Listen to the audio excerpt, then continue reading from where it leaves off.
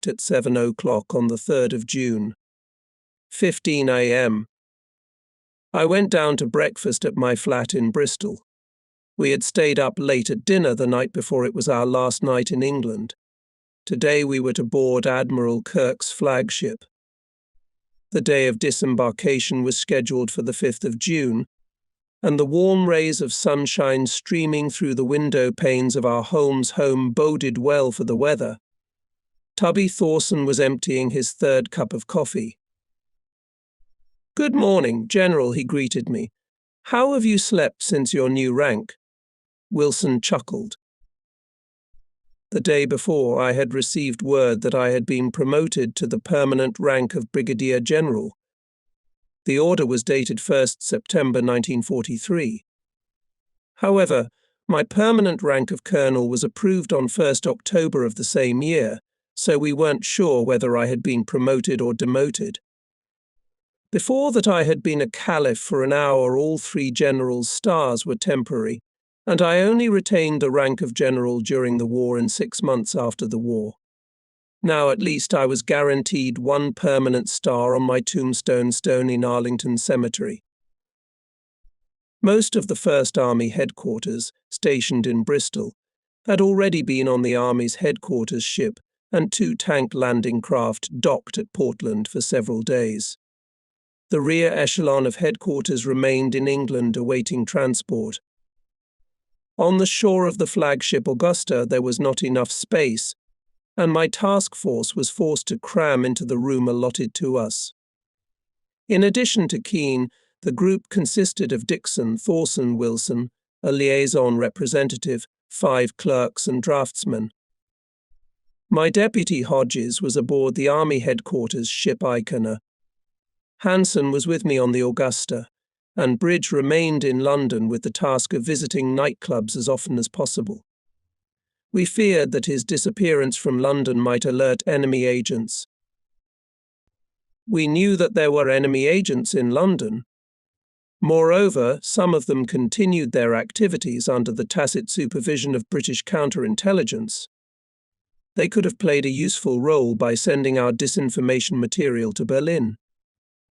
With the exception of the agents under surveillance, however, we had so reliably organized the counterintelligence service in England in the spring of 1944 that only a few enemy spies managed to scout our secrets. As the day of the invasion approached, the measures for guarding military secrecy became more and more stringent, and even the communication with Ireland was cut off. Shortly after 8 a.m. we left Bristol southwards, travelling through Avon on the road to Plymouth where we were to meet Collins. Hanson was sitting in the car, holding an aluminium tube between his knees with the top-secret maps of the invasion plan embedded in it. Keane, Dixon. Thorson and Wilson followed us in another closed car. It was a Saturday afternoon and we slowed down as we drove through the market at Taunton, where patient English housewives were already queuing in front of the shops. Although the forward areas were already crowded with troops, the concentration of troops had been done so surreptitiously that both in Taunton and in other southern English towns people were blissfully unaware that the day of invasion was at hand. Collins was waiting for us at a crossroads north of Plymouth. He helped us through the military police checkpoints to the quay where the boat from the Augusta stood docked for the first time since the campaign in Sicily. I strapped my pistol holster to my belt and bowed my head under the weight of my steel helmet. I tossed the duffel bag in its oiled protective cover onto the deck of the boat and jumped in after it myself.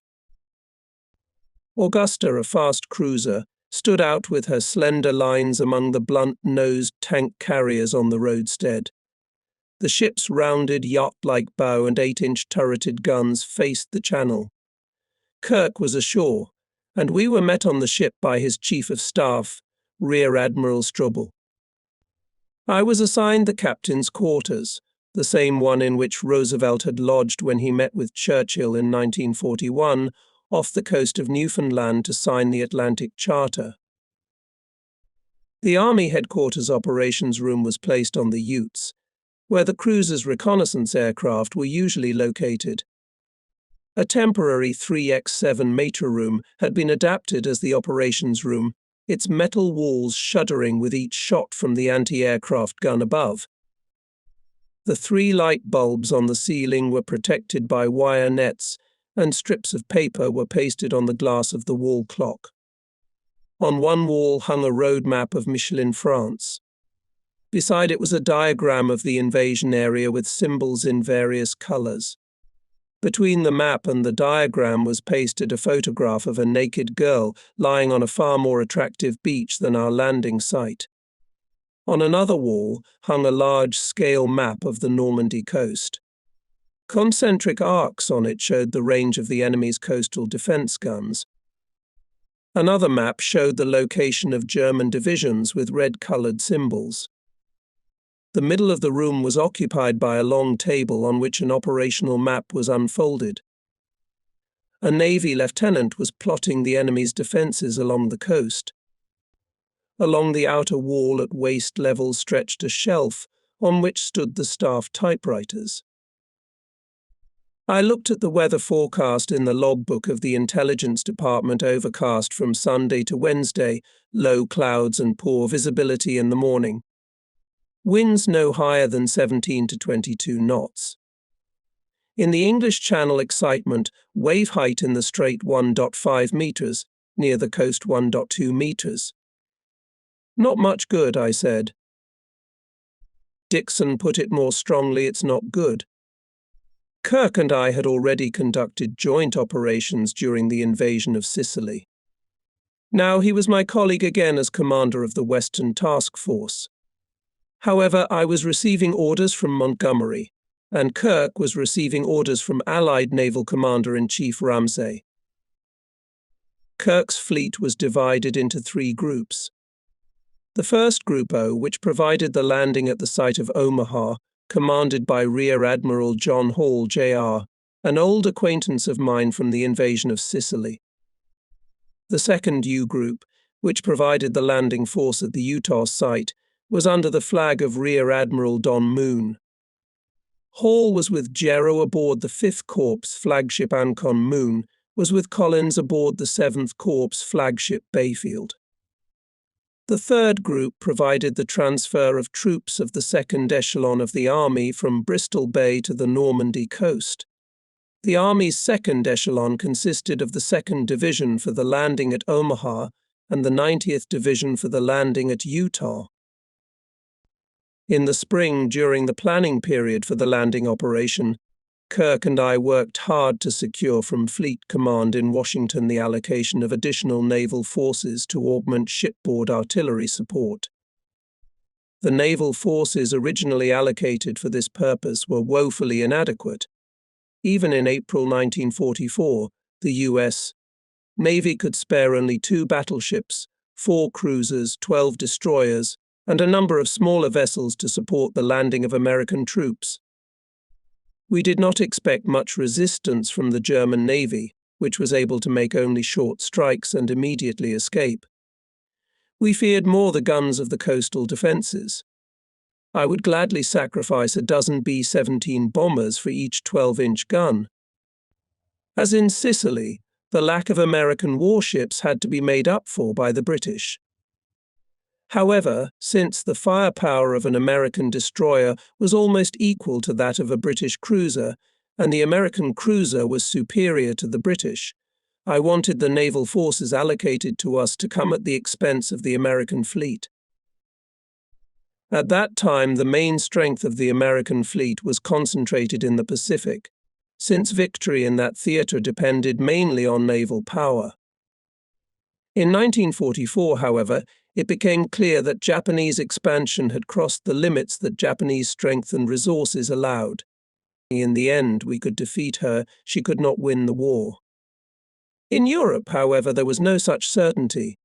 Germany was bleeding in Africa, in Italy and in Russia, but she still retained offensive power. And we could not get rid of the idea that Stalin might make a deal with Germany and leave us alone with the Nazis. If we had failed in the invasion across the Channel, we may never have the opportunity to repeat this operation. I begged the Navy commanders to give us additional forces, even at the expense of reducing the scope of offensive operations in the Pacific. Finally, Washington agreed, and Kirk's fleet was increased to 4 battleships, 4 cruisers and 26 destroyers. On the scale of naval warfare in the Pacific, these forces could not be called significant, but at least the days of crumpling were behind us. On the morning of 6th June, we could only thank heaven that those days were over.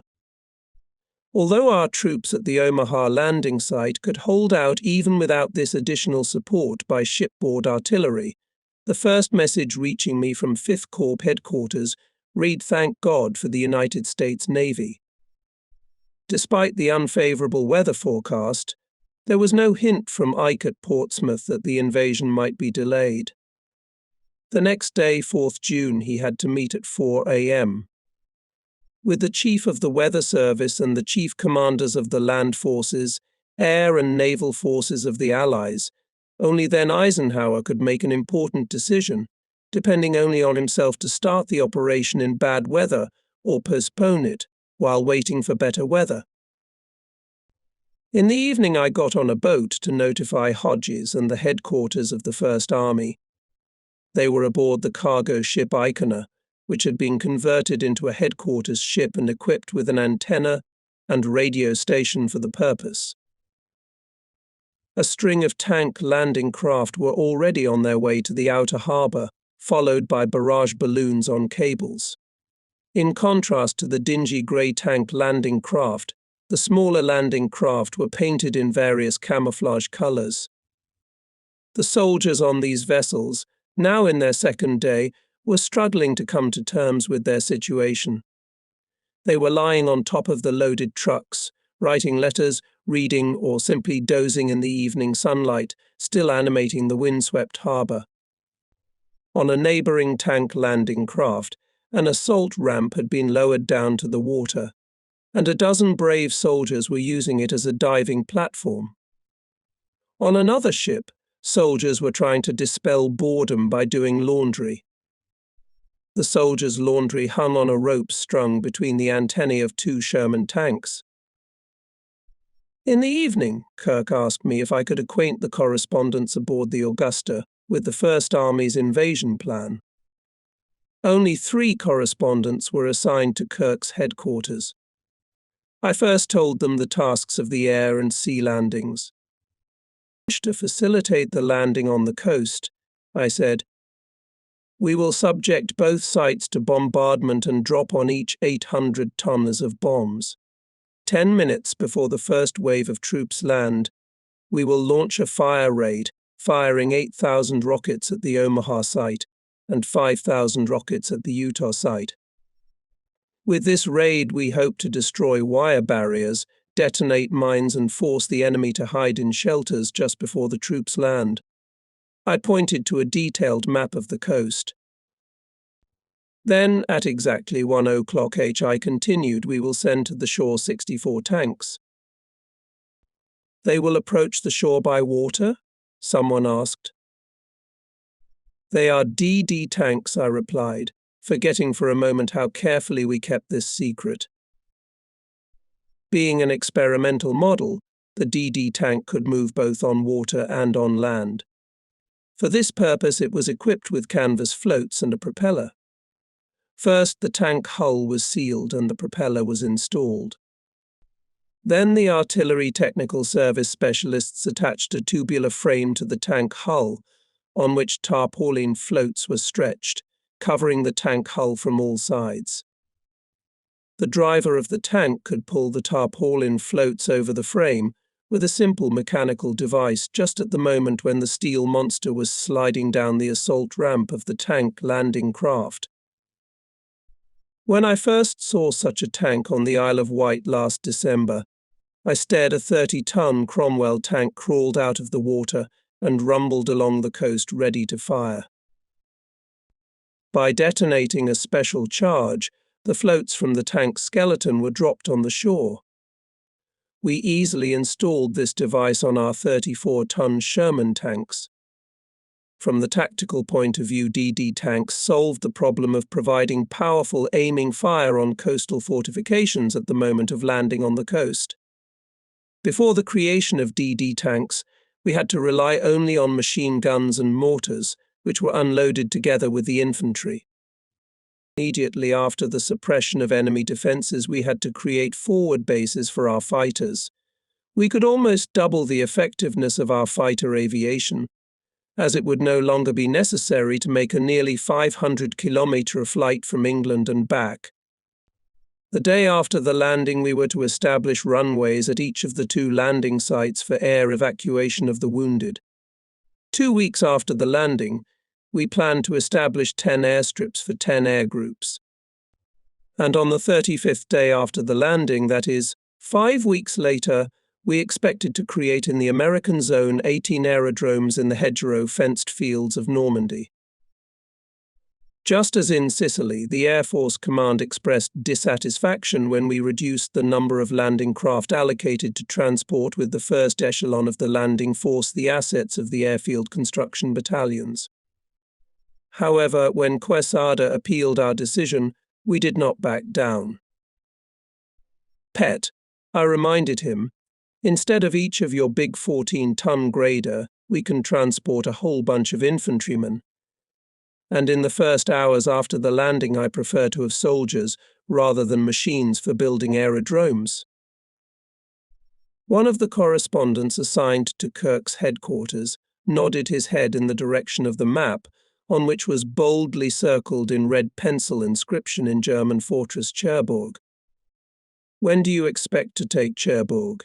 he asked. "I don't want to be scolded," I told him, "but at the moment I would be glad if we captured Cherbourg 15 days after landing, or even 20. The time limit given here on the map, to take Cherbourg in 8 days after the invasion, is apparently unrealistic." Optimistic calculations were made in the invasion plan across the Channel long before Rommel began to strengthen the Normandy defences. At first, our invasion sector was held by only 3 stationary divisions. Now 3 more field divisions were moved into this sector.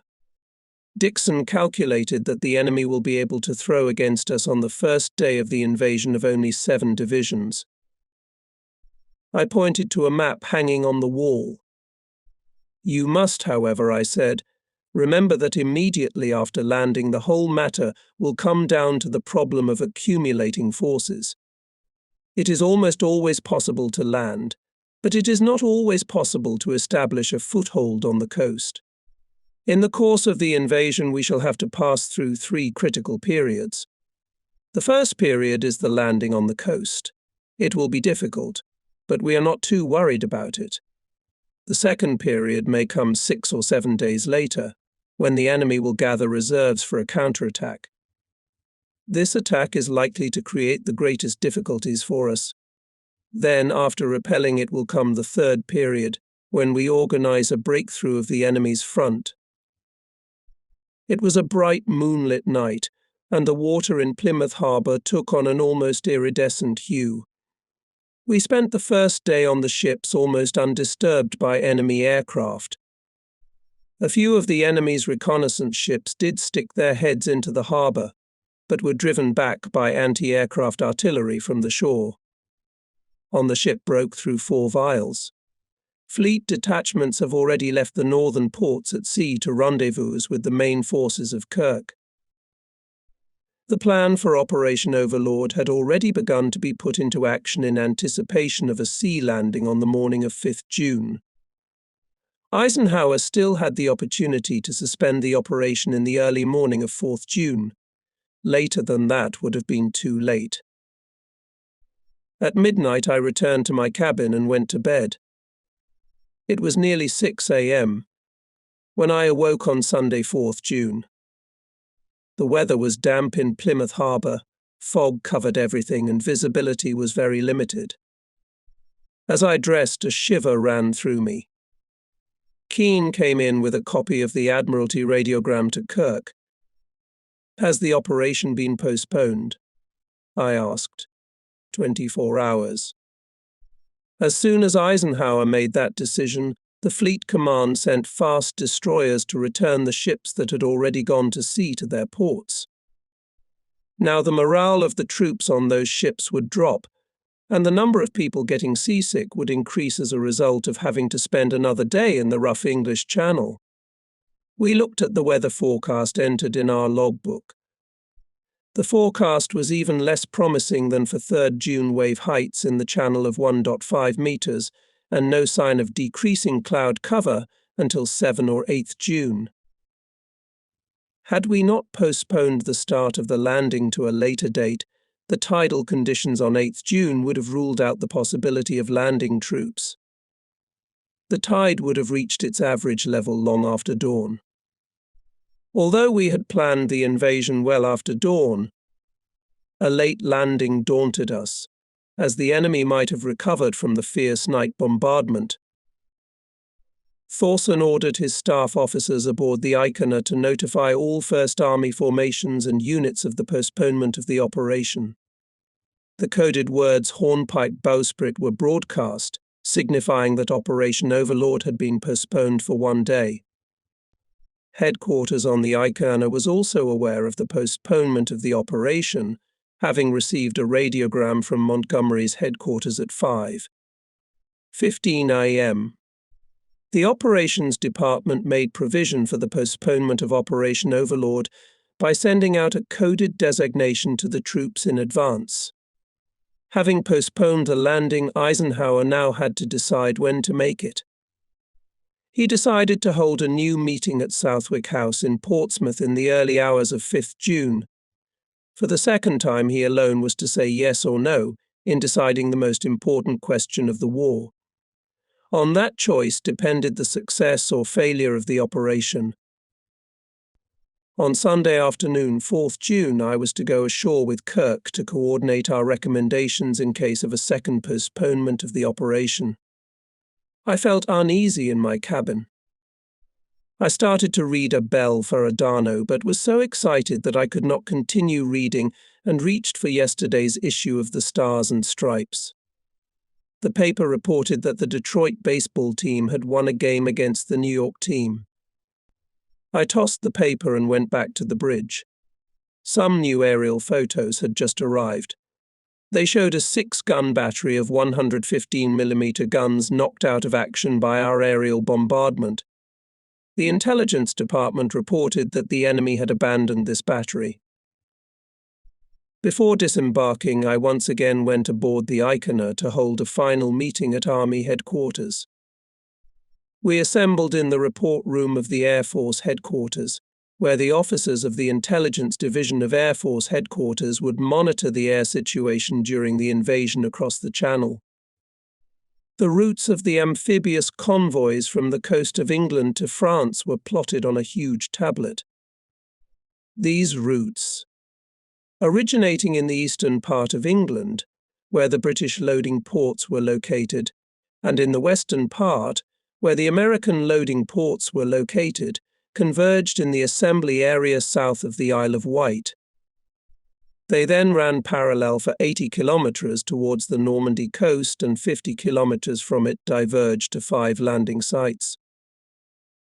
However, despite the recent enemy air activity, we were bold enough to turn the TNOS report collection point into a card room. Although it still seems incredible, it remains the fact that Goering's aviation did not detect the approach of our fleet. Bad weather sheltered us from enemy observation better than we could have hoped for. Even after the landing, Goering preferred to conserve his forces and not throw them against our ships huddled off the coast. The day of the landing was originally scheduled by the Joint Chiefs of Staff for the favorable period of May.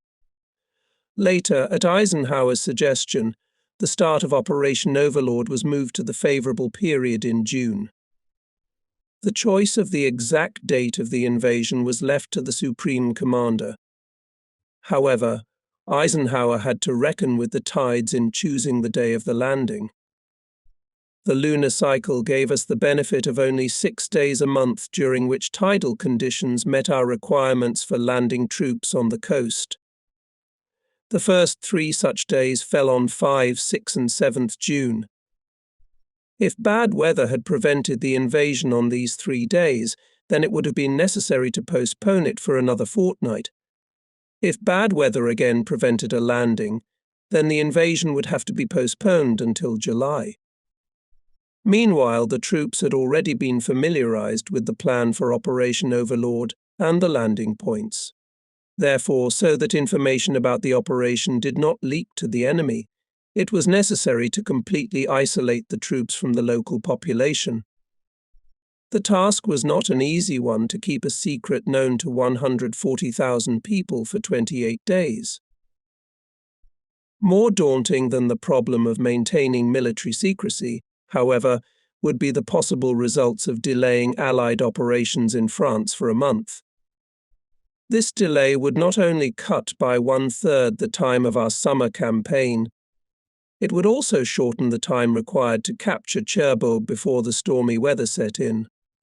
We were informed that we should not expect to unload cargo from ships directly on the coast after 1st September. If the Germans succeeded in holding Cherbourg for another 50 to 60 days after our landing in July, it would create serious difficulties for us in supplying troops during the winter. In any month, therefore, we could use for landing only the 6 days during which conditions were most favorable as regards morning light and tide. Both the Air Force and the Navy insisted that the immediate air and artillery preparations for the landing should be made at dawn. At the same time, the Land Forces Command preferred to make an approach to the coast under cover of darkness, and the landing on the coast to make with the beginning of dawn. This would give us the opportunity to approach the shore stealthily and land the troops without significant difficulties. In order to ensure more effective bombardment from the sea and air at dawn, the Army Command made a compromise. It refused to land at night, agreeing to make the landing 30 minutes after dawn.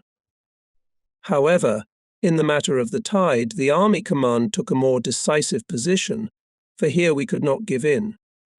Twice a day the coast of Normandy was flooded at high tide, with the water level rising by 6 meters. At low tide it was necessary to walk more than 400 meters over wet sandy ground to the coastal fortifications. At high tide, the waves of the English Channel splash almost right up against the causeway at the back of the Omaha landing site. In order to get ashore with minimum loss of life, we were to approach the landing craft as close to the causeway as possible at high tide. At low tide, the landing craft would have run aground more than 400 meters from the shore. The disembarking troops would have had to cover this distance by traveling across the open sandy bottom. This would have led to a new Tarawa. Consequently, we had only one choice: to land at maximum tide. However, the underwater barriers with which Rommel dotted the coast of Normandy did not allow this. When approaching the shore at high tide, our landing craft could run into these obstacles, break the bottoms and sink with troops and property at a depth of 2.5 meters. The solution was to organize a landing on the coast at an average tide level. However, it was difficult for us to determine this average tide level. To solve this problem, we conducted experiments on undermining underwater obstacles, modeled on German ones, on the English Channel coast. Eventually, after overcoming great difficulties, we came to the conclusion that it would take 30 minutes to make passages through the belt of underwater obstacles. The sappers could undermine these obstacles when the water was no more than 0.6 meters deep. As the tide rose by 30 centimeters every 15 minutes, the engineers had 30 minutes before the water level rose to 60 centimeters. Thus, a way out of the situation was found. We should start storming the coast when the tide reaches the obstacle course. The sappers will have 30 minutes of time to destroy the obstacles before the depth becomes too great. Subsequent echelons of landing craft will then be able to pass through the made passages on landing craft closer to the causeway. The most favorable day for landing was 6th June, as it would be light enough by the time the tide approached the obstacle line at the Omaha site. 5th June was also fine with us, although we would lose 30 minutes of daylight time, whereas on 7th June we would gain 30 minutes. On 8th June, the tidal wave would not approach the obstacle line until 2.5 hours after dawn. The 2.5 hours between dawn and the landing of to landing party we considered too risky, as surprise would be lost. Ike had first fixed the invasion for the 5th of June. If the weather deteriorated, he could have postponed the start of the operation to 6th or 7th June. With all this in mind, on 17th May Eisenhower circled 5th June in red pencil as the invasion date. On 4th June, the weather proved so bad that Eisenhower moved the operation start date to 6th June. On the afternoon of 4th June, it was drizzling rain in Plymouth, and there was little hope for a change in the weather for the better. We were sure that the evening would be followed by a new postponement of the invasion. But here a new problem arose. Ike, making the final decision on the day of the landing, had to take into account that the convoys with troops in the most remote western ports of England had to leave the anchor and go to sea much earlier than the convoys in the southern ports in order to arrive in time to the control area. The first time the operation was delayed, we simply returned them to their ports. If it had proved necessary to return them to their ports a second time, then those convoys would have needed to be resupplied with fuel. That would have taken at least 48 hours. Consequently, they would not be able to put to sea again until the morning of 7th June at the earliest. Therefore, in a secondary assessment of weather conditions, Eisenhower could not get away with a simple yes or no. The choice became much more difficult. 1. He could ignore the adverse weather and begin the operation on 6th June. 2. He could once again postpone the operation for a fortnight, waiting for the next favourable moon phase. 3. He could have accepted the less favourable tide and daylight conditions by risking the invasion on 8th or 9th June. Ramsay asked Kirk, if the operation were to be postponed a second time, when could it be started? It was necessary to choose between 2 days, 2 weeks, or even a longer period of time. Kirk invited me, along with my staff, to a meeting. We gathered on the afternoon of 4th June in the headquarters of the British military base Plymouth, and sat at a huge table covered with cloth. 2 impassive British Marine soldiers guarded the door. A dozen old wicker chairs were arranged in the gloomy room. At one end of the room, a faded diagram hung on a pin-punctured wall.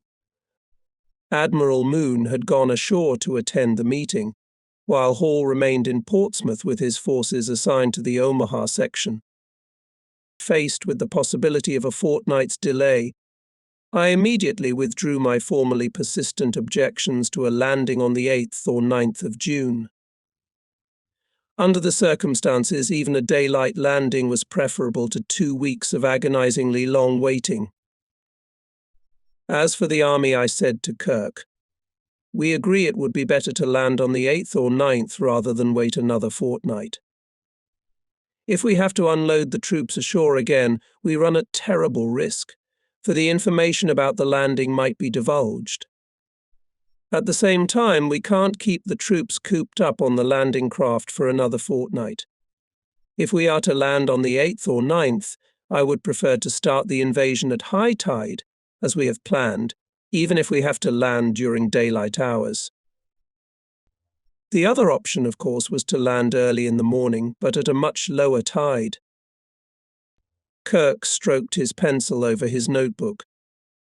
Speaking on behalf of the fleet, I would prefer to begin the operation in the afternoon, so that at least we could see where we were firing. For the same reason, apparently, the Air Force would prefer to bomb in the daytime. What do you think, Royce? Major General Ralph Royce was on board the Augusta with me as Deputy Commander of the 9th Air Army. We carefully studied the tide conditions and outlined a tentative hour H for 8 and 9th June. To enable the sappers to make passes among the coastal obstacles, we had to postpone the assaults on the coast until 8 a.m., that is, to begin the landing almost 2.5 hours after dawn. On 9th June, the situation would have been even worse. In order for the tide to reach the necessary level, the assault on the coast had to begin at 8:35 a.m. Of course, this will greatly complicate the situation of the airborne troops, I warned Royce. They will have to hold out 2 hours longer before we can relieve them. But I think they can hold out if you give them air support. Don't worry about that, Royce said. We'll give them all the help we can. Then came a message from Portland from Hall and Gero. Both were in favour of an earlier landing, in spite of the insufficient tide. In that case, however, they would land an hour or more ahead of the British. The coast at the English site was rocky, so the English troops could only land at maximum tide. My God, I exclaimed, turning to Kirk, do they realise what they are saying? If they land early at the Omaha site, they will draw all the enemy fire from the English landing site as well. Kirk was as concerned as I was. Of course, Jim Hall would come under the fire of all the coast defence guns from both sites, he said. The enemy will first deal with us, and then fall on the British. From the point of view of the ground forces, there was no choice. We had to land at high tide, not considering that the landing would be made after dawn. If necessary, we had to take the risk of building up waves of the first echelon of the landing force under the threat of targeted fire from the enemy's artillery. This danger we could overcome by utilizing our firepower. We thus agreed that if we failed to launch the operation on 6th June, we would attempt it on 8 or 9th June instead of delaying it further. Kirk communicated our decision to Ramsay. The meeting ended, and we returned to the Augusta cruiser for the last time. Sunday, the 4th of June at 9 p.m. 30 Min.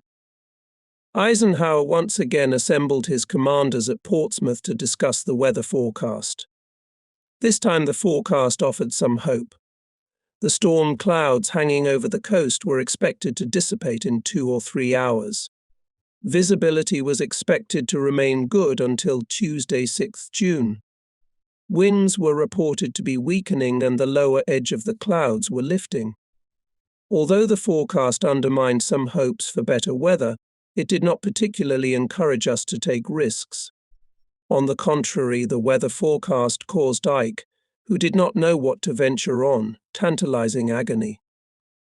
The cloud cover expected for 6th June could easily deprive our aircraft of action and interfere with the aimed fire of the ship's artillery, although it was risky. Eisenhower and Smith were glad for some improvement in the weather. Any action seemed to them preferable to the ordeal that the new postponement threatened. Monty held the same view.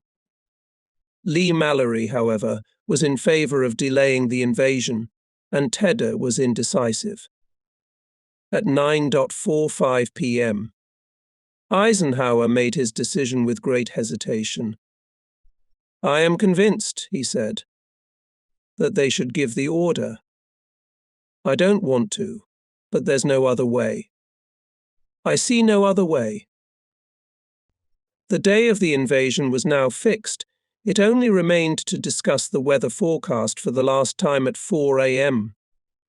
on the morning of 5th June to make sure that the operation would not have to be postponed. On board the Augusta, we were expecting a message to postpone the invasion.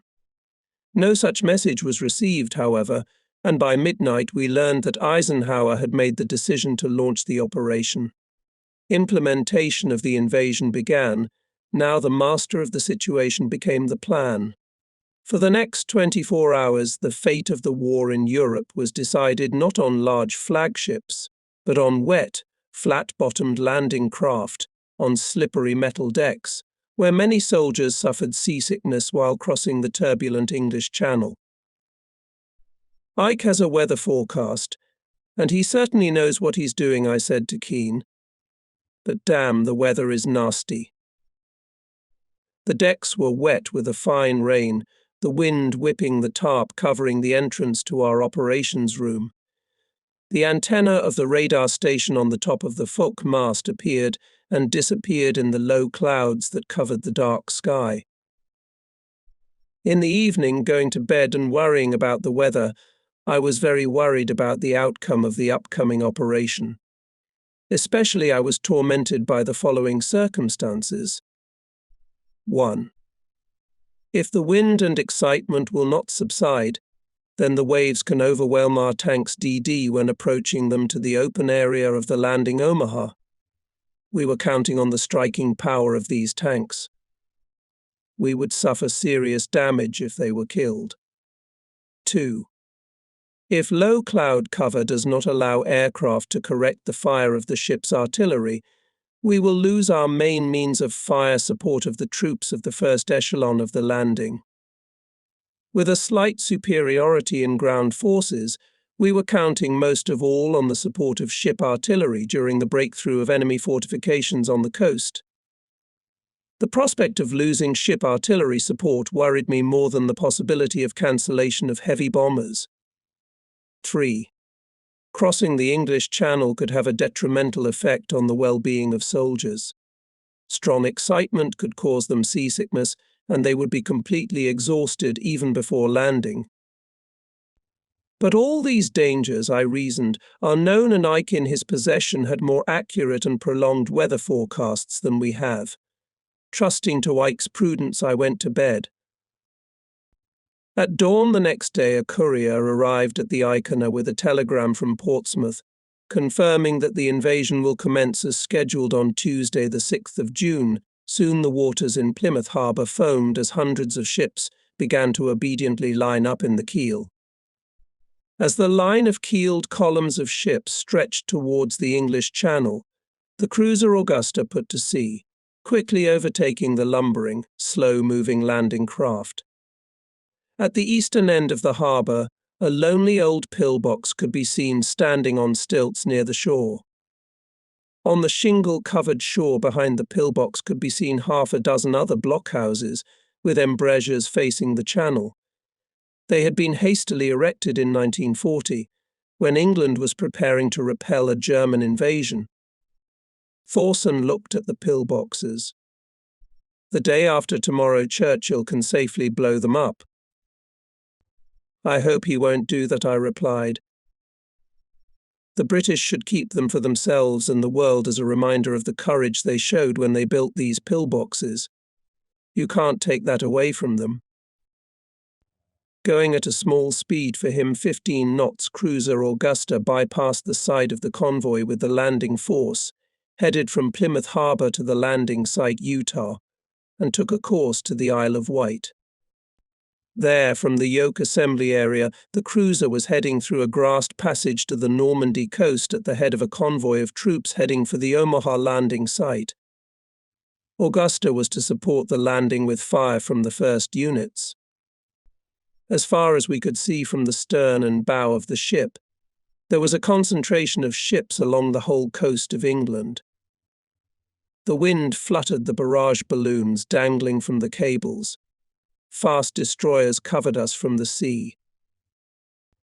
Only after a few weeks we could properly appreciate the significance of Eisenhower's decision to cross the Channel in bad weather. Had he delayed the invasion for a fortnight while waiting for favourable tidal conditions, it would have delayed the invasion for a whole month. On 18th June, an unusually violent storm broke over the English Channel. Hundreds of landing craft were washed ashore, the damage done far exceeding the losses we suffered on the first day of the invasion from enemy artillery. This storm would force Eisenhower to postpone the invasion for another 2 weeks until a more favourable moon phase period in July. By then we would have had to reckon with a new factor enemy-guided shelling. On 12th June, the first FAR-1 projectile plane fell on London. If England's crowded ports were bombarded by shell planes on the eve of the invasion, it could have seriously upset our preparations. Even after landing on the continent, we would have been stranded if the landing had been delayed by a month. Only in August could we expect to receive a considerable amount of supplies through Cherbourg. Consequently, only in September would we have been able to make a breakthrough from the bridgehead. Instead of stopping for the winter in front of the Siegfried Line, we would at best only have been able to reach the Seine. Therefore, it was France rather than the Rhineland that would have been devastated during the winter campaign.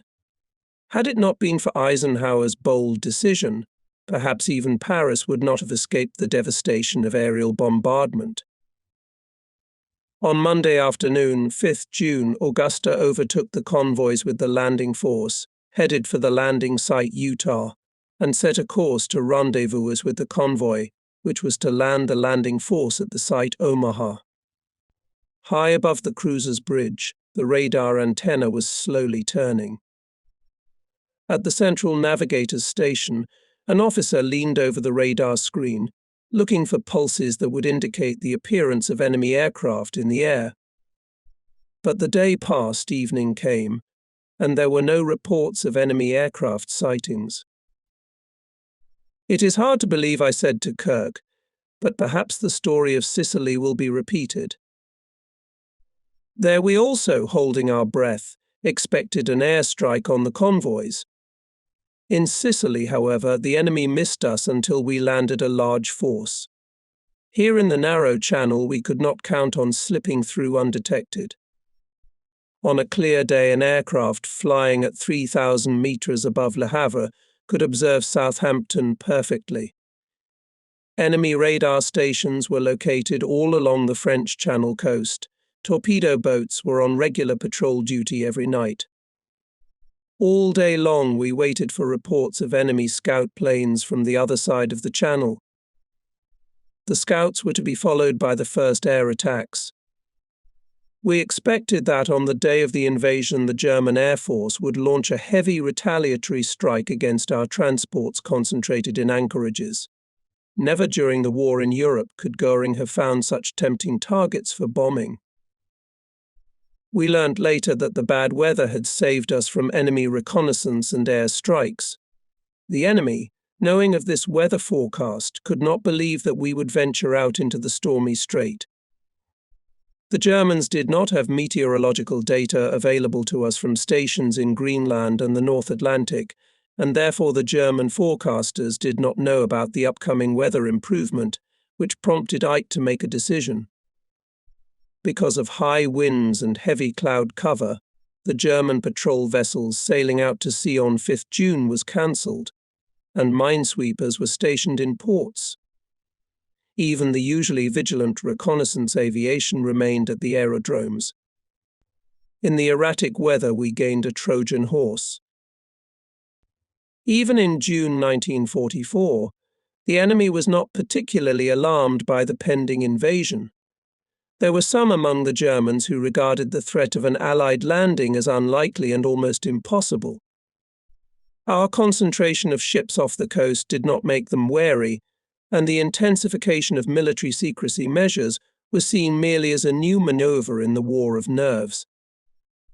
Rommel had returned to Germany for an inspection tour with Hitler and was now spending the end of the week at his old home in Ulm. German soldiers in deep concrete casemates on the Normandy coast had been languishing in boredom for months. At 2300 hours I went down to the cabin, unbuckled my life belt, and lay on the bed in my boots. Kirk remained on the bridge, buttoning up his waterproof mackintosh. The Augusta sailed noiselessly past the buoys marking the etched passage. Only the wind whistled in the spar and the splash of water on the sides broke the silence of the night. At 3:35 a.m., the bell rang. It was the signal to the crew to take up battle stations. I grabbed my helmet, buckled my life belt, and ran to the bridge to Kirk. The moon was peeking dimly through the clouds and the wind was still whistling in the channel. We had received a report that the wind had died down, but it was not yet apparent from the raging waves around the cruiser. Almost 50 kilometers to the west of us, both airborne divisions had already been dropped on the Cotentin Peninsula. The headquarters of the German 7th Army, stationed 65 kilometers off the Normandy coast in the ancient terraced city of Le Mans, had already raised the troops on alert. However, in a comfortable villa in Saint-Germain near Paris, later occupied by Eisenhower, von Rundstedt remained silent for the time being. He feared that the landing of airborne troops is a diversion to divert the attention and forces of the Germans from the area of Pas-de-Calais, where the main Allied strike was expected. A distant rumble rolled across the English Channel, and to our right orange flashes lit up the sky as more than 1,300 British Air Force bombers pounded the French coast from Seine to Cherbourg. An enemy anti-aircraft battery fired blindly. A sheaf of sparks cut through the darkness.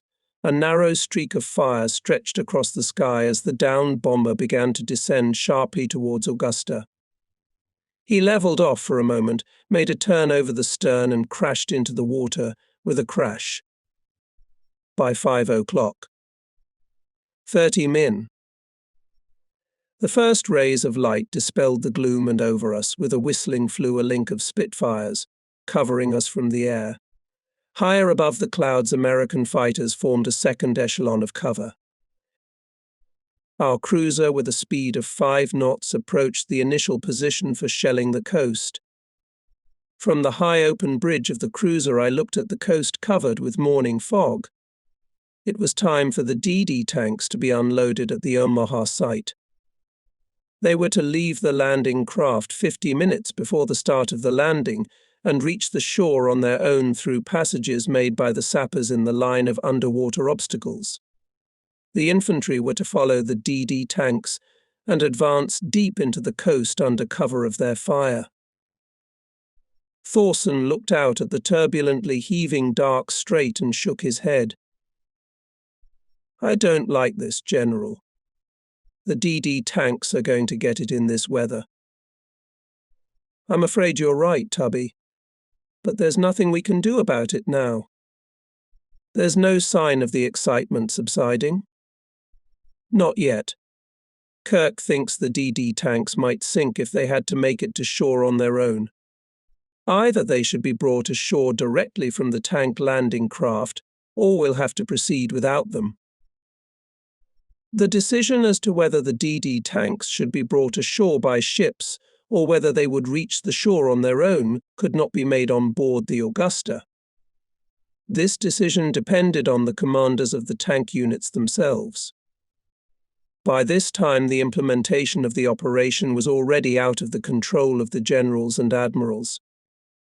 For the next few agonizing hours, we could only pace back and forth on deck, relying on the soldiers who had been entrusted with the execution of the plan.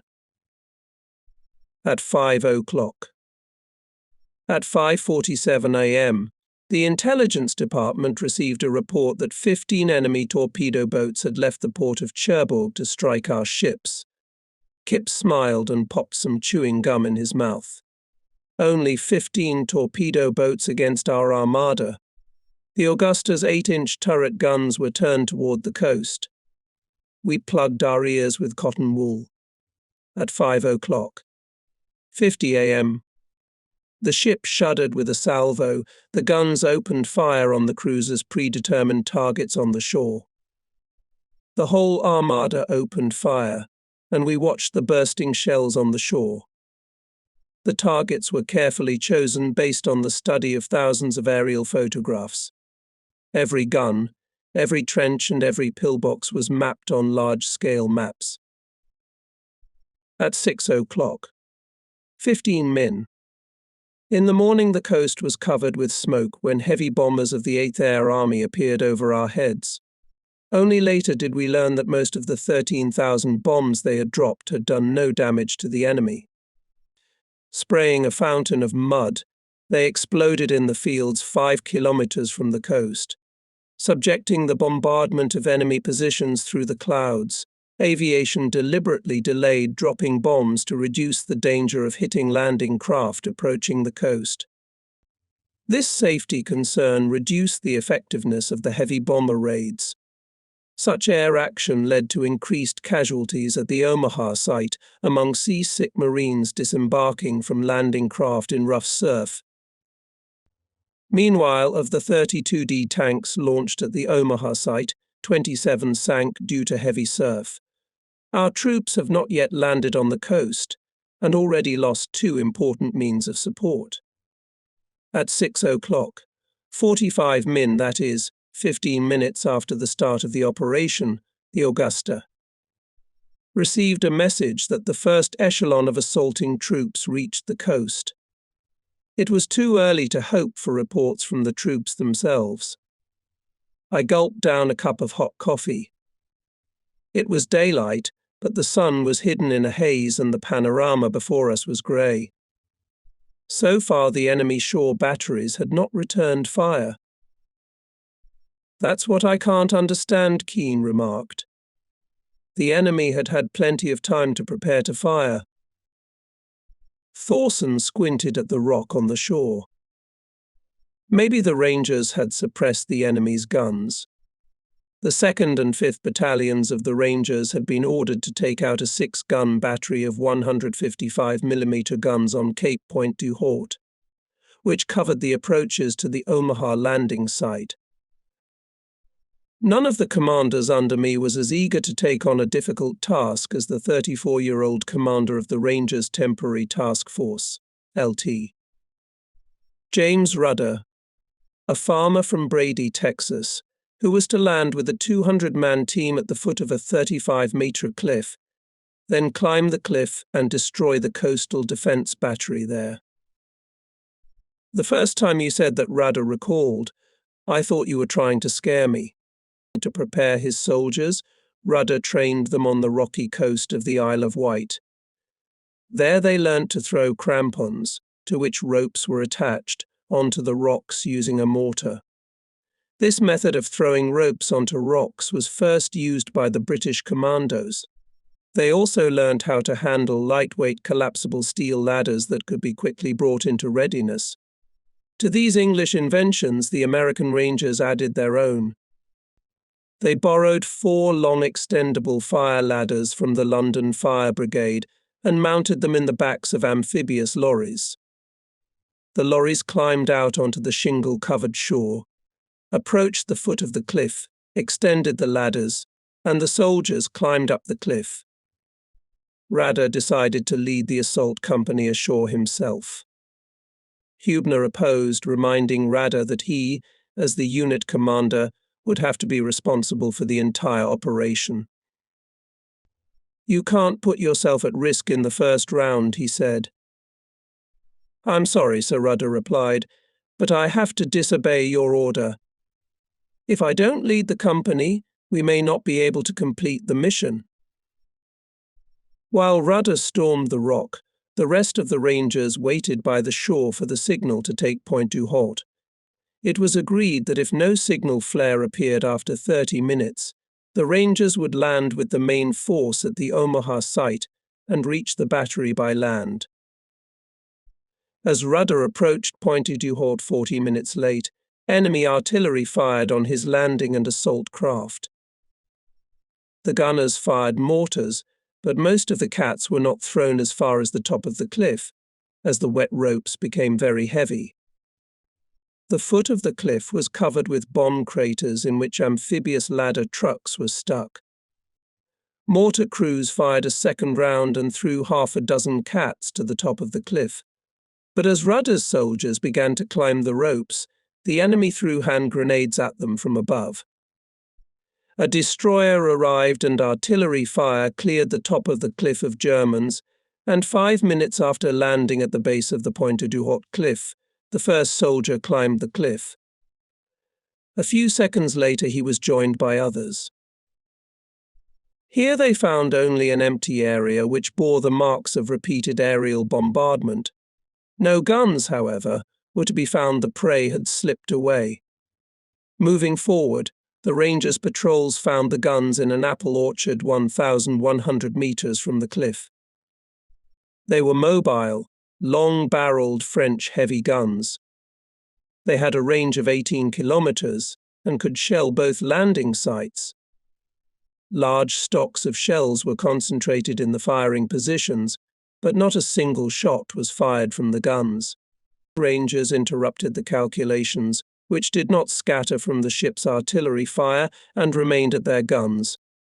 The Rangers then put the guns out of action by blowing up the bolts. By this time, the enemy had counterattacked in the neighborhood of Point Dueo. The Rangers were surrounded for 2 days until troops from the Omaha section came through and relieved them. As time went on, I became increasingly concerned at the alarming and sketchy messages being intercepted by the cruiser's radio station. From these messages, we could only imagine a very vague picture of the loss of ships, the bogging of our troops in the swamps, heavy enemy fire at the landing sites. By 8 o'clock, 30 minutes in the morning, it was expected that the 2 regiments that landed at the site Omaha overcome the enemy defences on the coast and come to the road that ran parallel in 1.5 kilometers from the coast. By this time, however, we had not yet received confirmation from the 5th Corps that the troops had landed. We tried to reassure ourselves, hoping that the information about the landing was delayed due to overloaded communication lines. It was about 10 a.m. when the first report came from Jarrow. His report, like the fragmentary data we had previously received, was concise but not entirely clear, reassuring. It only confirmed our worst fears about the DD tanks' obstacles are mined. The advance is slow. Tanks DD, intended for landing on the site of Fox Greens, sunk. On board the Ancona, Jarrow and Hubner clung to their radios as helplessly as I did. There was hardly anything more they could have done. At this time they could have no more influence on the course of the battle than I could. Although we watched the battle through the light fog and heard the rumble of the guns, the outcome of the battle that morning was decided by the thin chains of drenched infantrymen lying on the French coast. Kirk, concerned about the excessive crowding of ships on the Omaha, ordered his artillery officer to ascertain the situation. Along with him in a torpedo boat I sent Hansen. They returned an hour later, soaked to the skin, with disappointing news of the situation ashore. The 1st Division was pinned to the ground in front of the causeway, with the enemy pouring in rifle and machine gun fire. Artillery shelled the landing craft, which tried to escape the fire. The most serious difficulties were created by underwater obstacles. The bomber teams suffered huge losses. Besides, most of their equipment sank in the sea.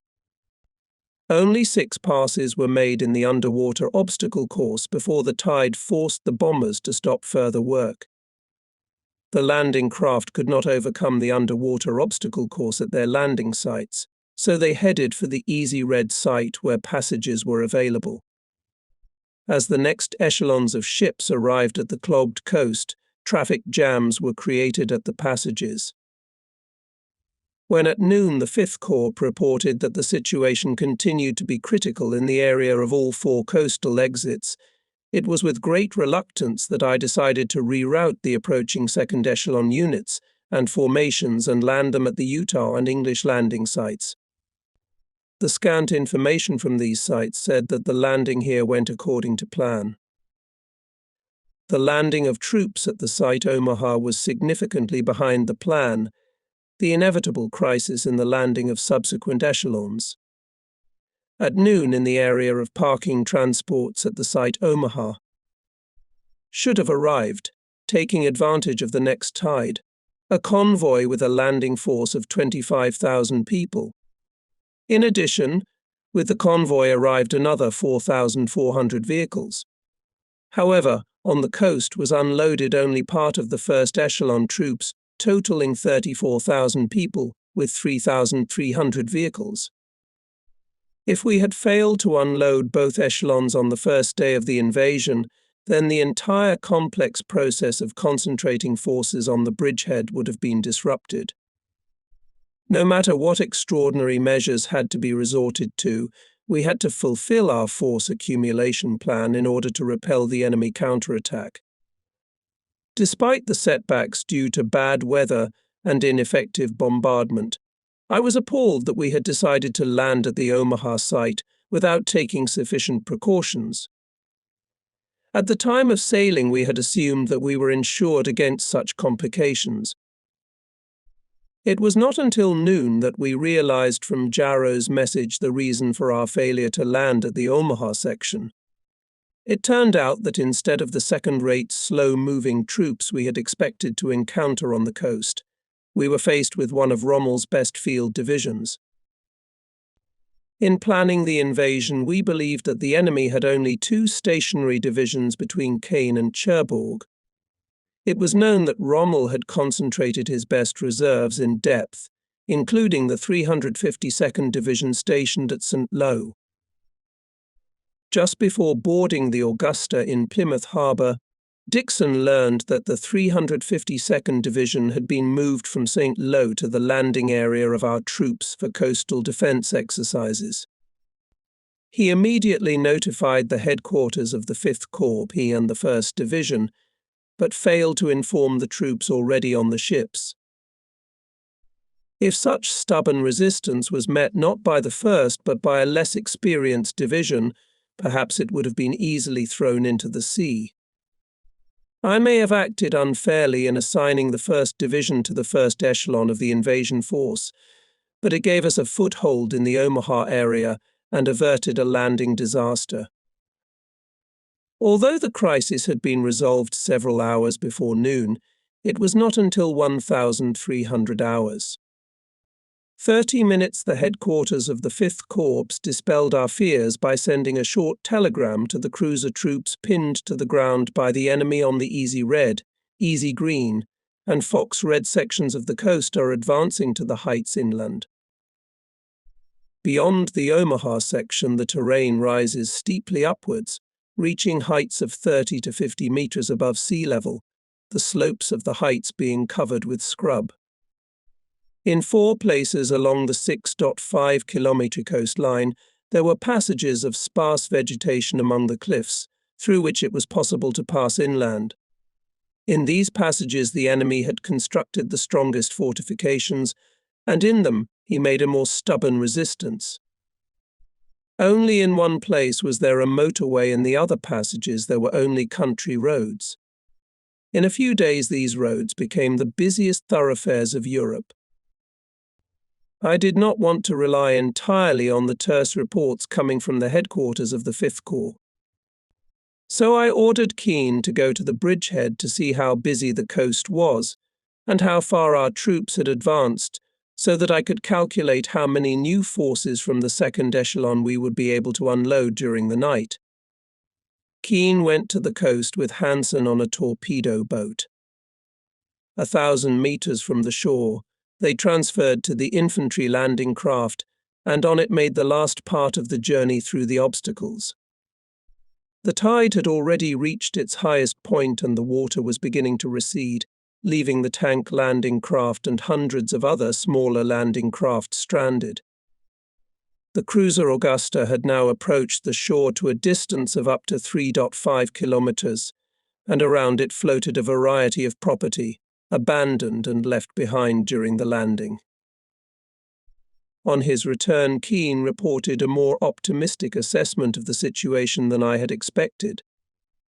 Despite the congestion of traffic on the Omaha section, our troops had overcome the enemy's fortified strip between well-defended passages and had advanced 1.5 kilometers inland east of the Easy Red section, cutting the first Rockade Road. Although the crucial passageway at Easy Red was still being shelled by enemy machine gun fire, bulldozers were already building a road along it to the plateau that ended the rising terrain. As the sea receded, sappers scrambled among abandoned property, making new passages among underwater obstacles as soon as they protruded from the water. Despite the improved situation, operations at the Omaha site progressed much more slowly than had been planned. The coast after low tide was strewn with stranded ships, sunken vehicles, and burnt-out tanks. Dozens of dead soldiers lay on the pebbles where death had caught up with them. With the strong surf, only the lightly wounded could be brought to the hospital ships. The severely wounded were still stowed in crevices dug by the causeway. All along the landing site, the shore was strewn with various war material, which is inevitably swept away by the surf of the sea during every invasion. The enormous losses in material during the landing at the Omaha site demanded immediate action to recover them. "What are the troops most in need of?" I asked Keane. "Bulldozers," he replied. Bulldozers and guns. They had suffered serious losses in both. Bulldozers were needed not only to clear the coast of abandoned property and remove obstacles in time for the next high tide. Without them, our losses in motor transport would have increased even more. For as soon as vehicles from tank landing ships were brought ashore on self-propelled ferries, they got stuck in the soft, wet sand. Of the 16 bulldozers we sent out in the morning, only 6 reached the shore, and 3 were immediately put out of action by enemy artillery. Although the critical moment at the Omaha site had passed, the danger was not yet over. The bridgehead did not have sufficient depth. In addition, there were no tanks or artillery on it. Therefore, we could easily be knocked out of this fragile bridgehead and toppled into the sea by counterattack. I hurried to the Ancon to consult with Jarrow. No matter how desperate the situation, a senior commander must always remain calm in the presence of his subordinates. If a senior commander shows anxiety, it can quickly spread like a cancerous tumor throughout his subordinate units. As we made our way by torpedo boat to the Ancona, I expected to catch Jarrow and Hubner worried about the protracted fighting on the coast. Both were taking part in the fighting for the first time as senior commanders, and although neither of them could have prevented the critical situation that had been created, they were personally responsible for it. Therefore, although I endeavored to clarify the situation and to hasten the landing of subsequent units on the coast, I went to see them partly for the purpose of building up their confidence in their forces, if necessary. On my arrival at Ancon, I saw on Jarrow's map that our troops had cut into the enemy's defensive line on the Omaha section in 5 places. The Rockade Road had been cut at Vierville and also at Colaville on the left flank. A detached detachment was also advancing towards Point Duo to assist the Rangers units there. On learning all this, we were cheered up and decided to carry out the original plan, that is, to land 5 regiments on the Omaha section by nightfall. Hubner was going to go ashore in the evening and take command of the units of the 1st Division that had come ashore. "What about you, G?" I asked. "When will you move the 5th Corps headquarters ashore?" "At dawn, Brad. We'll have communications equipment by then." "To hell with your communications." Jarrow smiled. "Then we'll go ashore tonight." That same evening at 8 p.m. 30 minutes. The 5th Corps deployed its first command post in a ditch on the heights at the rear of Easy Red. I wanted Jarrow himself to lead his troops up the coast and expedite the unloading of the 2nd Infantry Division the day after the invasion. Our torpedo boat cut full speed through the waves across the estuary at the base of the Cotentin Peninsula, heading for the Utah section. 2 observers on the deck of the boat kept watch to see if any floating mines would appear. The captain steered his fragile craft through the eye-blinding water spray. At anchorage off the Utah section, we identified the Bayfield by its antennae mounted on the tops of the masts. When the torpedo boat was on the crest of a 2-meter wave, I grabbed a rope ladder and climbed up the Bayfield's tall steel side.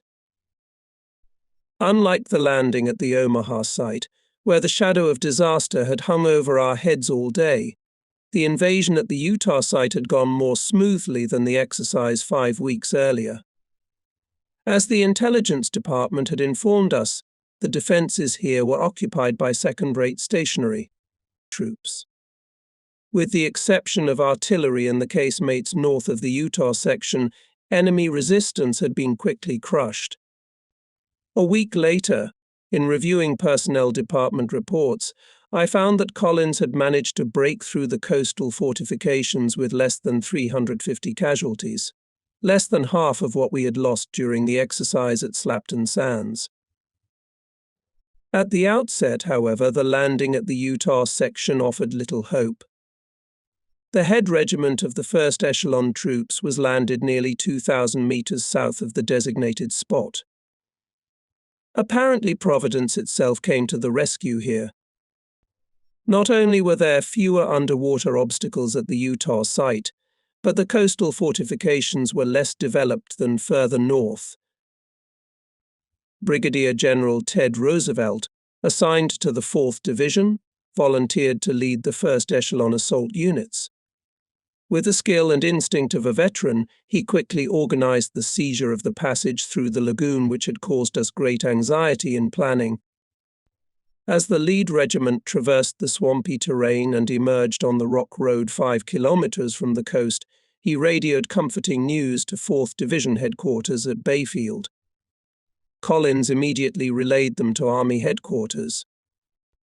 Thus, while we were struggling to get a grip on the Omaha section, we had at least secured our success on the Utah section. But if Collins easily created a bridgehead on the coast, then a different picture was the struggle, which already for 5 hours before the landing of the 7th Corps in the Battle of France airborne troops in depth, at a distance of 8 kilometers from the coast. When dawn broke, the paratroopers of the 82nd and 101st Divisions were already fighting not for life, but for death in the depths of the treacherous labyrinth of hedgerows and swamps of the Cotentin Peninsula.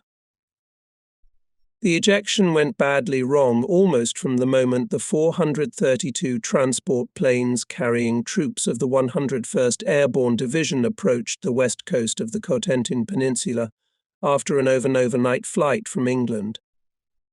Heavy cloud cover forced the planes, flying in close formation at night, to disperse.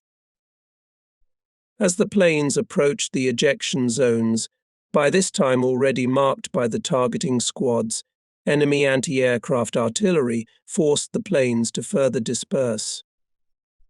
Although the parachutists landed in a comparatively compact mass, especially compared with our initial experience in Sicily, nevertheless the 6,600 parachutists of Taylor's division found themselves dropped at a considerable distance from the dikes they had been ordered to capture. More than 60 aircraft dropped parachutists outside the designated areas at distances ranging from 13 to 32 kilometers. Some of the parachutists were dropped in the area between the Utah section and the lagoons. Nevertheless, the rest of the 101st Division boldly rushed towards the dikes that extended from the Utah section, some of them heading south to cut off Carentan and prevent enemy reinforcements from coming in. 2/3 of the 82nd Division was to be thrown 12 kilometers west of the Murder River, in the area where it ran parallel to the Utah section. Here they could cover from the west the landing site of Collins' troops and prevent the enemy from bringing reinforcements to Cherbourg. The rest of the division would be thrown east of this river along the main road from Cherbourg to the landing site. Ridgway could block the approaches from the north and establish a strong defensive base at the village of St. Mare Igles. However, Ridgway's 82nd Division, like the 101st, found itself badly scattered during the ejection, especially the units dropped west of the Murder River. As a result, the division lost considerable time on the first day of the ejection to the difficult task of assembling units. Nevertheless, the division was able to gain a foothold in St. Mare Eglise by units landing near this small dairy-producing town. The 82nd Division, as well as the 101st, threw the enemy into panic in most of the rear areas during the first critical hours after the landing. Shortly after noon on the first day of the invasion, Collins made contact with Taylor's 101st Division. However, the fate of the 82nd Division, separated from the coastal bridgehead by many kilometers of hedgerows, was still unknown. "No word from Ridgeway?" I asked Collins. "None, but I'm not worried about Matt. The 82nd Division can fend for itself. How's Jarrow doing? Has his situation cleared up?" "He's doing much better now than he was at noon, but he's been hanging on by a thread all day. The German 352nd Division gave us a good shake-up, but the worst seems to be over. G is arriving on the coast tonight. He hopes to get the troops on the coast in order and unload the 2nd Division tomorrow." The 4th Division commander had already gone ashore, and Collins still remained with the 7th Corps headquarters aboard the Bayfield to keep in touch and restrain Admiral Moon. Moon, concerned about losing several ships in the invasion, gave in to the entreaties of his staff and decided to end the landing at the Utah site at night. When Collins learned of Moon's decision, he strongly protested, and the Admiral soon abandoned his intention. "Let the fleet sacrifice its vessels," I said to Collins, "if necessary. But we must put the troops ashore, if even to do so would require lining the whole bottom of the bloody channel with our ships." As dusk fell, I went down the gangway from the Bayfield. Below, the torpedo boat shuddered frantically every time a strong wave struck. Picking my moment, I jumped down on the wet deck. At the bow, a sailor with a buggy was waving his arms, trying to keep his balance, but he could not hold on and fell overboard into the white, boiling water between the boat and the metal hull of the Bayfield, against which our craft was battering. In order not to crush the man, the captain gave the cutter reverse. We threw a rope into the water and pulled the sailor out of the water. Later, as we approached the anchorage near the Omaha site in the dark, the destroyer requested our identification mark. We were approaching the anchorage from the estuary side and could have been mistaken for a German torpedo boat. "Damn it, identification signal," roared the captain below, dashing for the lantern. "Give it to me quick, or the whole damned fleet will rain fire on us." "I hope he finds the signal," I said to Hansen. What could be worse for a soldier to end the war this way to be killed by a 5-inch shell bursting and drowning at a depth of 30 meters? The captain found at last the right signal and answered destroyer. Making our way among the vessels, we saw the cruiser Augusta at the moment when a flare shell burst in the air. Tracer bullets described an arc in the sky. The night air raid of the enemy had begun. The boat captain grabbed a megaphone and called out to the cruiser. "Hey, on the Augusta, can we come aboard?" "Stand back," was the reply from the deck. "Stand back until they give the all clear." I must confess that when I had to be on a ship during an air raid, I did not feel quite at ease. But if I was to be in that position again, I would rather be on a 9,000-ton cruiser than on this shell. For 20 minutes we circled in one place. When it seemed to us that the raid was coming to an end, we called again for the Augusta. "Stand back," was the reply. "Stand back." "But we have passengers on board," shouted our captain into the darkness. "Prisoners," replied curiously from the deck. "Come, we'll take prisoners on board." I climbed a rope ladder down from the ship and climbed over the rail, cold, wet, hungry, and tired. The crew rushed forward to view the captives. Oh, for crying out loud! exclaimed one sailor. "It's only General Bradley at all." In spite of the disorder still prevailing in some of the smaller units operating independently, by the morning of 7th June our position had greatly improved. At the same time, the danger was not yet over. On the narrow 8-kilometre strip of land at Omaha, we had fallen far short of the objectives set for us on the first day of the invasion. German artillery continued to shell the coast where debris was obstructing traffic. We had not yet reached the Carantan-Can road, which was supposed to link our bridgeheads. Nevertheless, we were somewhat comforted by the fact that by dawn 5 regiments had landed on the Omaha section. This was an amazing achievement considering the chaos that prevailed on the coast. However, in order to land these regiments and supply them with ammunition, we had to forgo bringing some other supplies to the coast. Had we not taken 90 amphibious lorries with us on the first day of the invasion, our troops might have been without ammunition. It cost the enemy dearly to delay us at Omaha. The enemy's 352nd Division was ground down there, and thus Rommel lost another field division.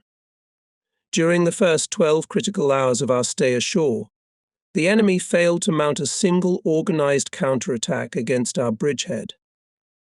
But our results were worse than the prospects promised. Collins's situation at the Utah section fared better than Jarrow's. Although Collins failed to extend the bridgehead in a northerly direction and to exceed the objective set for the first day of the invasion, he did advance to the south. There he established himself at the base of the Cotentin Peninsula, where we intended to link the two bridgeheads together.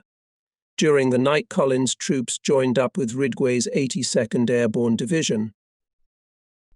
It was still too early to assess the success of the airborne assault.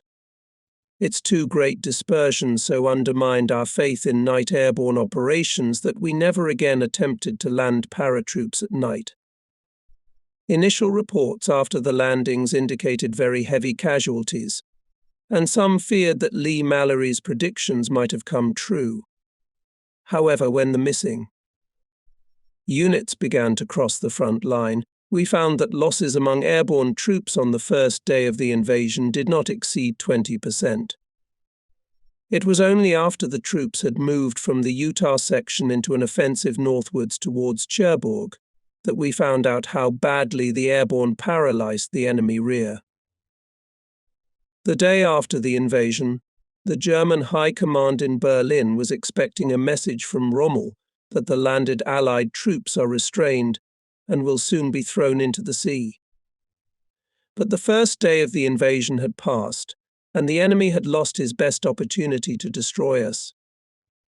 By the morning of the next day after the invasion, we were not only firmly entrenched on the coast, but had begun to accumulate reinforcements. Long before the landing, I had surmised that the enemy would throw against our bridgeheads all his air force that Goering would be able to muster.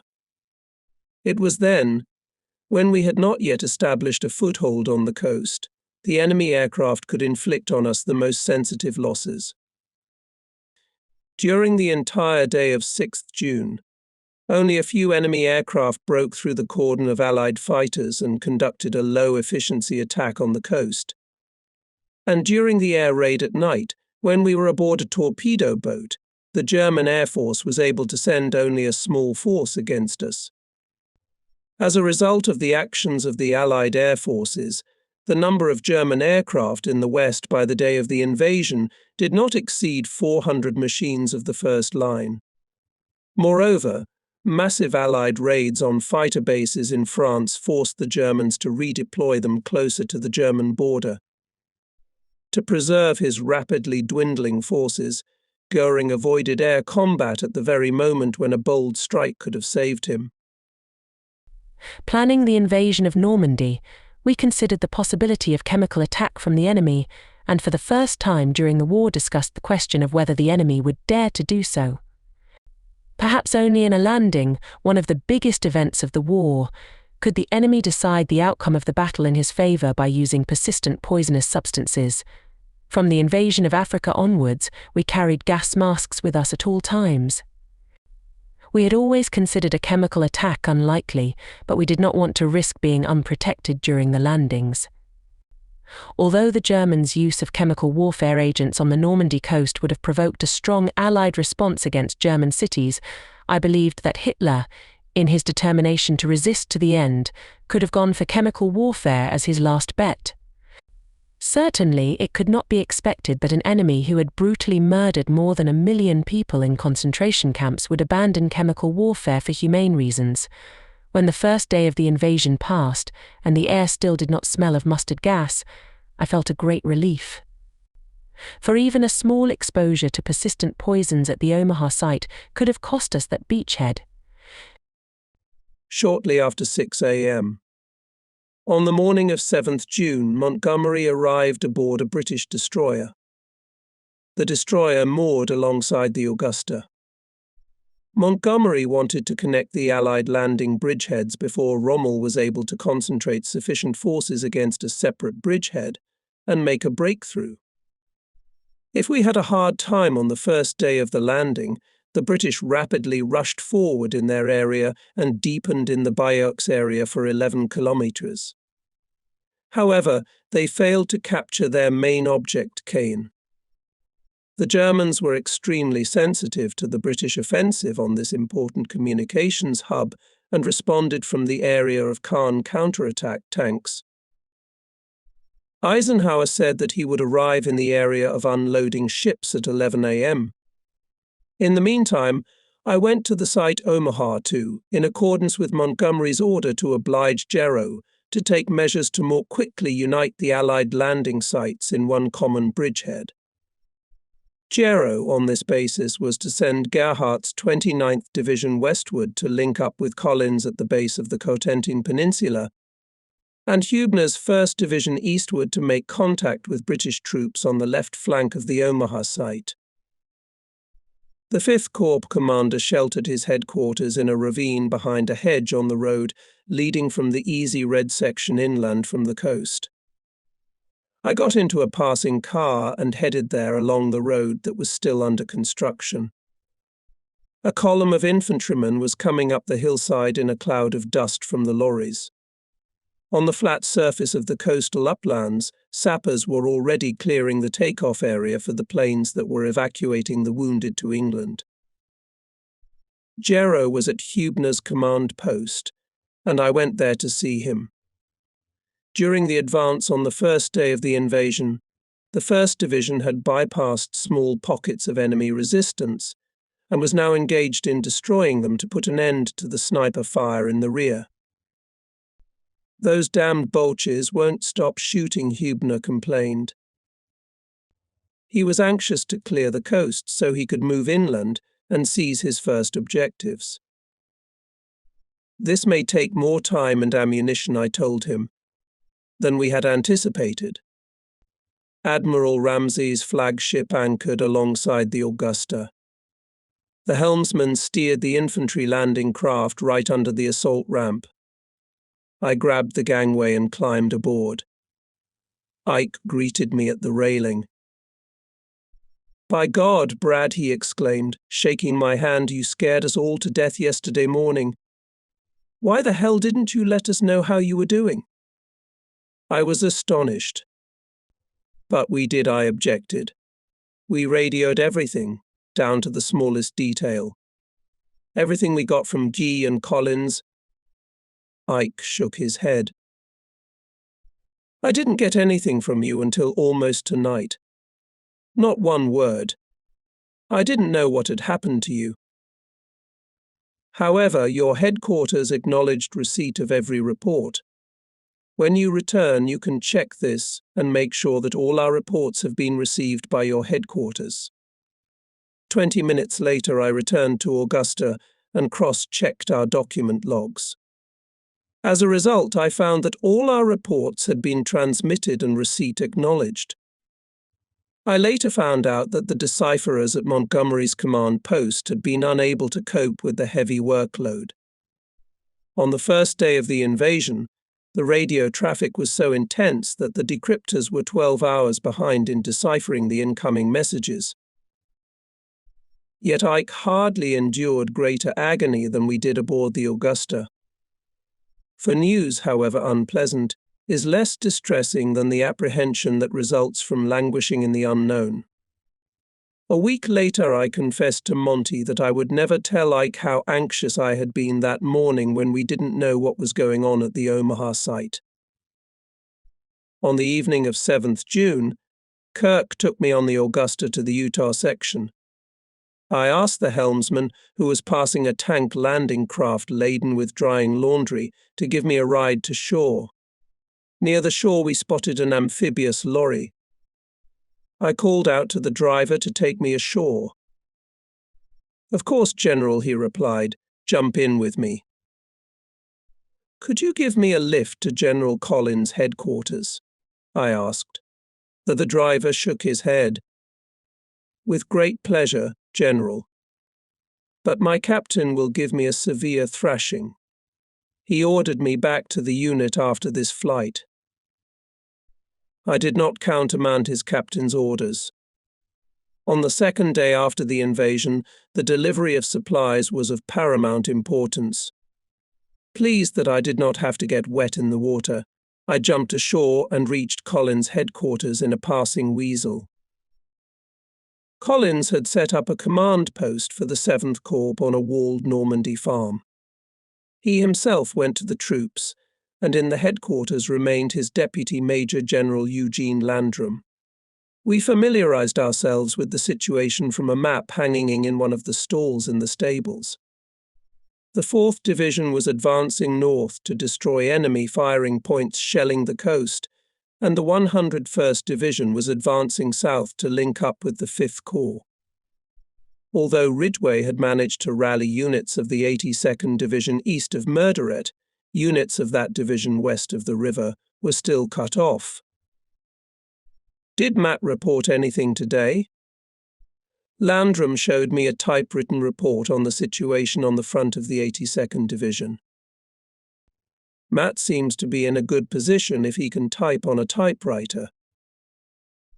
Ridgway has established a strong position north of St. Mare Église. Here, securely perched on the Carentan-Cherbourg road, he covered the left flank of the 4th Division."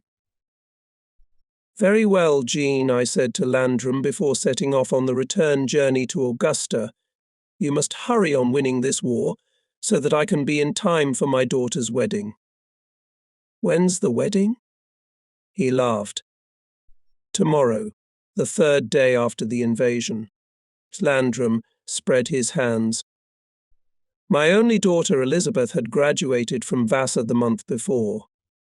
She was marrying Henry Beckham, son of Colonel Herman Beckham, a well-known teacher of political and social science at West Point, where he had studied with me in 1915. The wedding was to take place in a church at West Point on 8th June, 2 days after young Beckham was commissioned a lieutenant in the Air Force.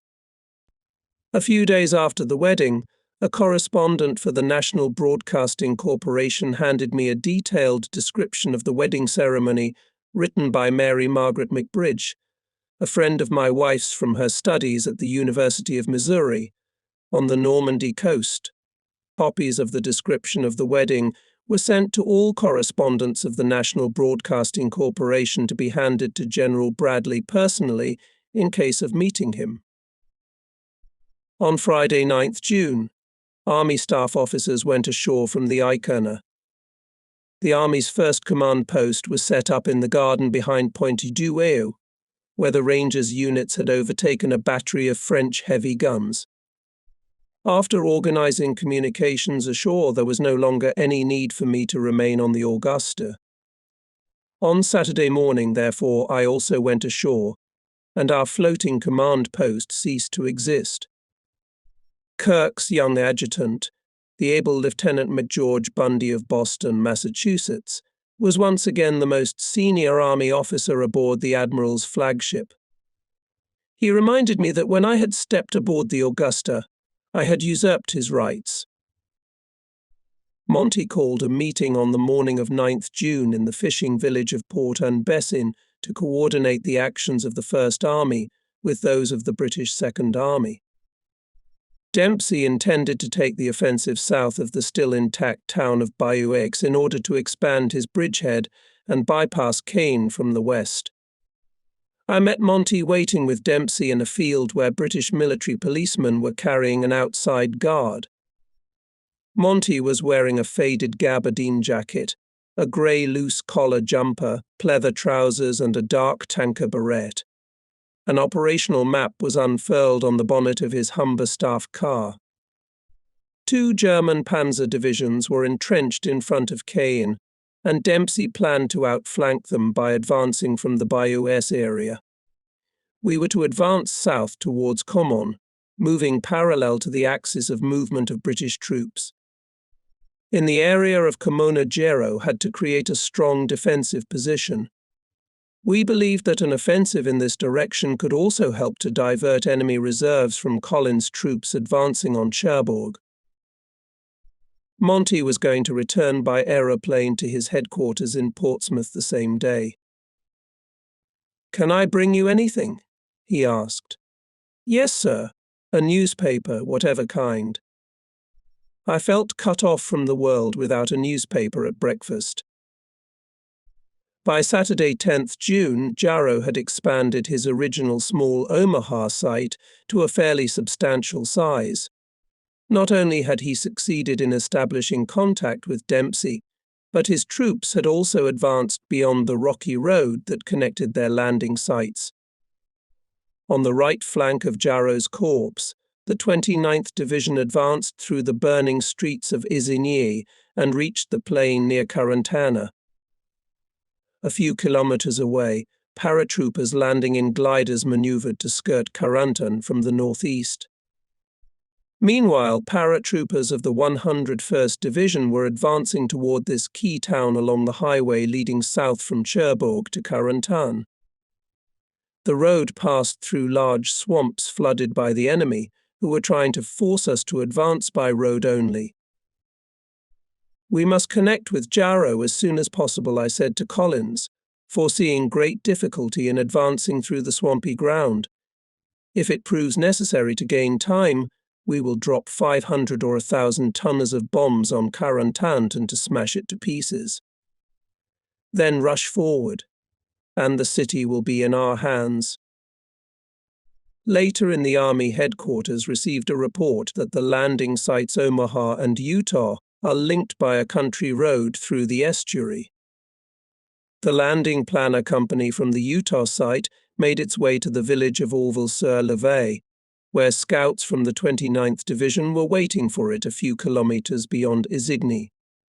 I traveled through Isigny with Hansen to see if this road could be used to reach the location of Collins' troops. Isigny, a small town of 2,800 people engaged in dairy products and famous for the production of Camembert cheese, had been destroyed the day before by shipboard artillery fire when the 29th Division called it in to drive the Germans out of town. Somewhere, residents with sad faces were digging through the ruins of their dwellings. An elderly couple carried a mangled metal bed out of the ruins of one house. Further down the street, a woman was carefully removing a curtain from a window in the only surviving wall of the town cafe. The panes in the window had been smashed out. The people of Isigny had waited more than 4 years for liberation. Now they looked at us reproachfully, standing by the ruins under which their loved ones were buried. After crossing the river Vire, we halted near Orville-sur-Levay. At a crossroads ahead of us, an armored vehicle was exchanging fire with a German sniper, firing a 37mm gun. The whistle of bullets was lost in the thunder of the armored vehicle's firing. Near us stopped a jeep, in which was the commander of the Brigade of Anti-Aircraft Artillery, Brigadier General Edward Timberlake, Jr. "Sir, it's crazy to go any further," he said. "The road could be booby-trapped. Let me ride ahead of you." "No, but—" "Thanks for the warning," I said. "We're not going any further." As the driver turned the jeep around, I turned to Hansen. It would be foolish to be killed by an enemy sniper's bullet on a walk, I said. We'd better stay on the torpedo boat until Carentan is captured. By dawn on 12th June, Taylor's parachutists had surrounded Carentan by a brilliant maneuver. At 6 a.m., they entered the town. Communication between the Omaha and Utah sections was now assured. So on the 7th day after the landing, we created a common bridgehead of 67 kilometers. Now we had to break through the Cotentin Peninsula, prevent the approach of enemy reinforcements from the south, and occupy the port of Cherbourg.